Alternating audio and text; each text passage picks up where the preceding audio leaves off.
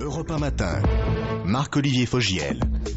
Forcément sur Europe 1. La personnalité du jour, un chanteur, un acteur, un joueur, mais aussi un businessman qui attendait ce jour depuis longtemps. C'est donc aujourd'hui que les sites de poker sont officiellement autorisés en France. Son site à lui est prêt et bien placé. Patrick Bruel est votre invité, Marc-Olivier. Bonjour Patrick Bruel. Bonjour Marco. Julie l'a dit, donc à partir d'aujourd'hui, c'est légal de miser sur du poker en ligne en France. Avant c'était illégal. Et vous êtes, on va dire quoi, l'ambassadeur du site Winamax ?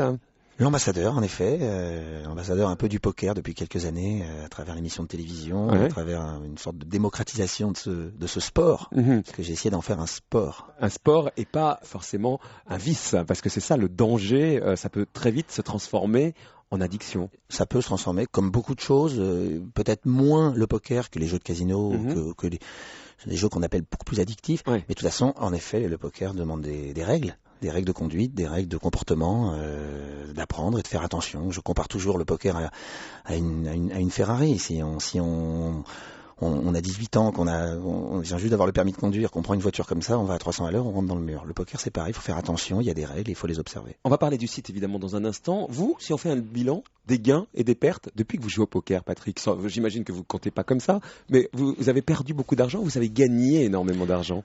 J'ai plus gagné que perdu. Il y a des années où on gagne beaucoup, des années où on gagne moins, Ouais. il y a des années où on perd un peu. L'essentiel, c'est le 1er janvier au 31 décembre, en tout cas le 31 décembre, de faire le bilan et de se dire est-ce qu'on est plus ou moins. Voilà, pour l'instant, les années sont toujours plus. Mais enfin bon, moi, Mais vous avez gagné beaucoup plus de sous avec les chansons qu'avec le poker. Voilà, c'est ce que j'allais vous dire, quand même. Plus avec les chansons, le cinéma, le théâtre et mon travail.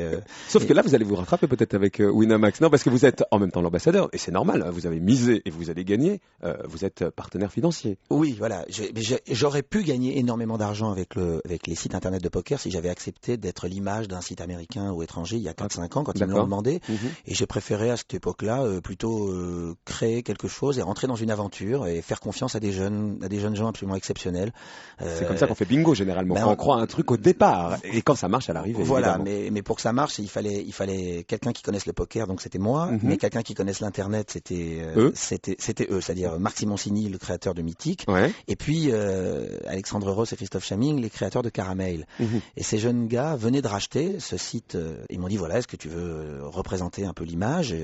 Oui, bien sûr, avec plaisir, puisque si dans quelques années ça devient légal, ben on pourra faire partie un peu de l'aventure. Avec Simoncini, on est rentré donc il y a un an. Quand c'était illégal, on l'a bien compris en France, pas en Europe, c'est dans ce cadre-là que vous aviez été entendu par les RG. Donc, Absolument, puisque vous aviez été brièvement entendu par les RG dans le cadre de cette enquête en ouais. fait. En fait, comme je présentais l'émission sur Canal+, et que j'ai cité 2-3 fois le nom de Winamax, on m'a dit, il faut, voilà, on vous convoque, on vous dit, il faut arrêter. D'accord. Vous pouvez pas faire de la publicité pour un site. Et j'ai dit, bon, bah ok, j'arrête. Et donc j'ai arrêté à ce moment-là de faire de la publicité. Et vous vous rattrapez aujourd'hui et c'est bien normal. C'est normal, Est-ce que vous aujourd'hui avez ça ouvre et on a le droit. Et en plus, on est en face de mastodontes. Il y a une concurrence énorme qui commence Donc les petits Frenchies dans ce domaine. qui se battent contre tous les autres. Contre eux, un peu, contre les bulldozers américains. Une partie de poker, vous dites, c'est long, c'est un livre qu'on ne lit pas, un film qu'on ne regarde pas, du sport qu'on ne fait pas, des amis qu'on néglige. Ça vous arrive dans votre vie, ça sent le vécu, ça. À un moment donné, vous avez dû gérer certainement, Oui. retrouver un équilibre, mais ça sent le vécu, ça. Oui, j'ai eu par moment, il m'est arrivé peut-être de jouer peut-être un peu trop longtemps surtout, un peu trop longtemps une partie, et puis, mais pas vraiment, parce que moi je suis pas du tout, d'abord je suis pas addict, je peux m'arrêter 3 mois, 6 mois, 1 an, je m'en fous. Mais des parties, ça peut durer des nuits entières. Mais quand une partie a décidé de durer une nuit entière, si j'ai pas à emmener mes enfants à l'école le matin, j'y vais avec grand plaisir. Mais je sacrifierai jamais le fait d'emmener mes enfants à l'école ou de passer du temps avec eux pour une partie de poker. Donc c'est pas dur de vivre avec Patrick Bruel, parce que vous avez dit par exemple récemment dans Paris Match que c'était dur en revanche de vivre avec votre compagne, journaliste jusqu'à la iTélé. Vous dites c'est pas simple de vivre avec quelqu'un qui se lève tous les matins à 6h du matin, c'est plus facile quand elle étudie le chinois. Elle étudie le chinois donc. Elle a une licence de chinois et 10 ans de saxophone classique et un parcours juridique. Mais voilà, mais enfin maintenant qu'elle va rentrer à M6 pour présenter le 1945, elle va se lever à une heure normale. Donc c'est plutôt agréable. Vous jouez avec elle au poker ? Je l'ai connue parce qu'elle aimait le poker. Ah oui, c'est vrai, c'est donc la famille du poker en fait finalement. Ouais, c'était assez marrant d'ailleurs. Est-ce que vous allez éduquer les enfants dans le poker? Non, Est-ce que je vais faire comme moi. Je vais commencer par leur apprendre les échecs. C'est ça. C'est les échecs. C'est les échecs. Moi, je viens des échecs. Voilà. Mais est-ce que vous aimeriez que ce soit des joueurs de poker, sincèrement? Ou alors vous craignez parce que vous connaissez de trop près ce que ça peut devenir? Vous avez su le gérer, mais d'autres non. Si on peut, quand on peut gérer, quand on sait se limiter, quand on sait apprécier les valeurs de ce jeu, c'est-à-dire les valeurs analytiques, les valeurs, ça demande un travail cérébral important. Donc c'est un effort physique et mental qui est intéressant. Tu savais, Marco, il y a un truc qui est fou. Il y a 3 ans, j'ai la directrice de la maternelle de l'école d'Oscar m'a demandé si je ne voulais pas venir parler de poker aux enfants de 4 ans. C'est dingue. Parce qu'elle pensait que ça pouvait avoir un caractère éducatif très intéressant. Et sur le moment, j'ai pas osé le faire, pour dire la vérité. Et j'ai appris qu'en ce moment, à New York, en tout cas, il y a des très grandes banques d'affaires qui recrutent parmi les joueurs de poker pour trouver de nouveaux traders. Carrément. Donc c'est quand même, c'est pas complètement, on n'est pas complètement dans le jeu de hasard. Alors Patrick, du poker, oui, mais vous auriez également pu leur parler de foot à ces enfants. On a appris hier que Jean-Pierre Escalette, donc le président de la fédération, allait présenter sa démission vendredi devant le Conseil fédéral. L'équipe de France de foot, donc, la débâcle au mondial.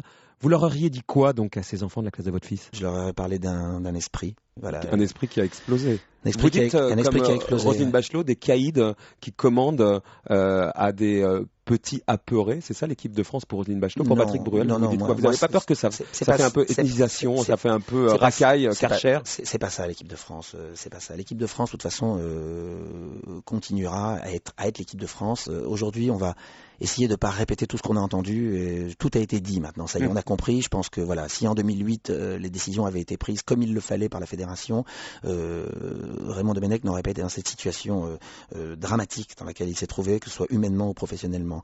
On l'a empêché de toute façon de travailler, donc qu'il ait bien fait ou mal fait, de toute façon il se serait fait défoncer.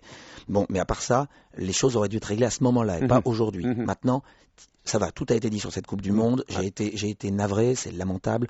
Mais en l'occurrence, voilà, bonne chance à Laurent Blanc pour reconstruire, pour aller chercher, comme l'avait fait à une certaine époque Stéphane Kovac quand il était arrivé à la tête de l'équipe de France après des années très très difficiles.